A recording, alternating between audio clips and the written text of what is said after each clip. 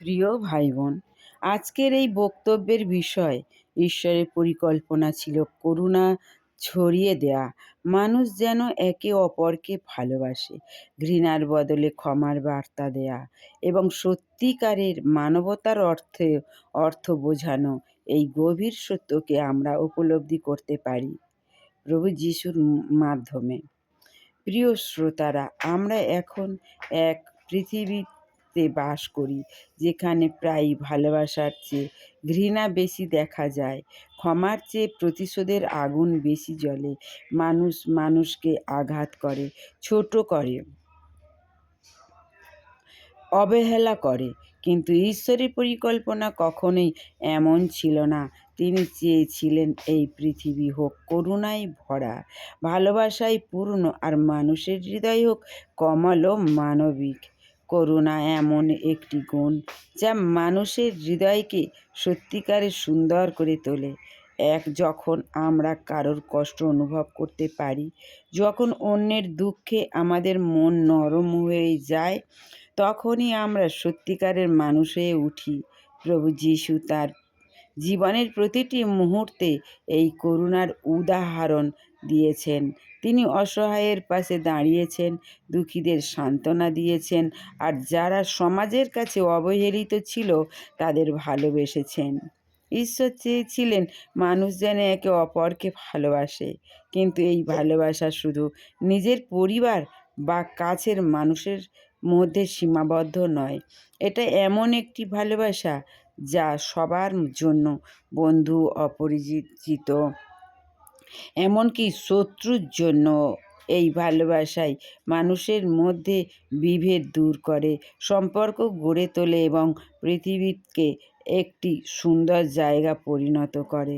প্রিয় বন্ধুরা, ঘৃণার বদলে ক্ষমার বার্তা দেওয়া এই শিক্ষার সবচেয়ে শক্তিশালী অংশ। ঘৃণা খুব সহজ, কেউ কষ্ট দিলে তাকে ঘৃণা করা, প্রতিশোধ নেওয়া, এটা আমাদের স্বাভাবিক প্রবণতা। কিন্তু ক্ষমা করা, সেটা অনেক কঠিন, কারণ ক্ষমা করতে হলে নিজের অহংকারকে ছেড়ে দিতে হয়, নিজের কষ্টকে অতিক্রম করতে হয়। সেই রকম প্রভু যিশু দেখিয়েছেন সত্যিকারের শক্তি ঘৃণার জন্য নয়, ক্ষমায়। তিনি এমনকি তাদের জন্যও ক্ষমা প্রার্থনা করেছেন যারা তাকে কষ্ট দিয়েছিল। এই কষ্টটাই উদাহরণ আমাদের শেখায়, ক্ষমা শুধু অন্যকে মুক্ত করে না, এটি আমাদের নিজেদের হৃদয়কেও শান্তি দেয়। যখন আমরা ক্ষমা করি, তখন আমরা ঘৃণার শৃঙ্খল থেকে মুক্তি পাই। এখন আসি সত্যিকারের মানবতার অর্থে। আজকের দিনে আমরা প্রায়ই মানবতা নিয়ে কথা বলি, কিন্তু তার প্রকৃত অর্থ অনেকেই ভুলে গেছে। মানবতা মানে শুধু মানুষের মতো দেখতে হওয়া নয়, মানবতা মানে মানুষের মতো আচরণ করা, ভালোবাসা, দয়া, সহানুভূতি এবং ন্যায়বোধ নিয়ে বেঁচে থাকা। প্রভু যীশু খ্রিস্ট আমাদের শিখিয়েছেন একজন সত্যিকারের মানুষ সেই যে অন্যের কষ্টে পাশে দাঁড়ায়, যে নিজের স্বার্থের আগে অন্যের কথা ভাবতে শেখায়, যে অন্যদের বিরুদ্ধে দাঁড়াতে সাহসী হয় এবং যে সব পরিস্থিতিতেই ভালোবাসাকে বেছে নেয়।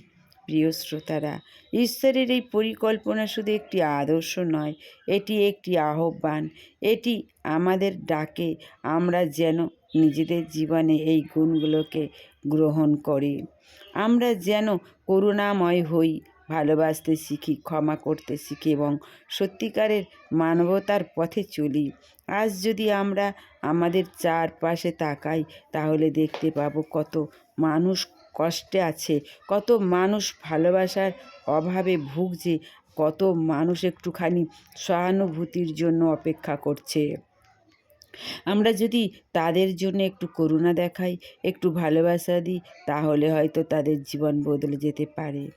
সবশেষে বলতে চাই, ঈশ্বরের পরিকল্পনা ছিল পৃথিবীকে ভালোবাসা ও করুণায় পূর্ণ করা, আর সেই পরিকল্পনায় অংশ আমরা সবাই।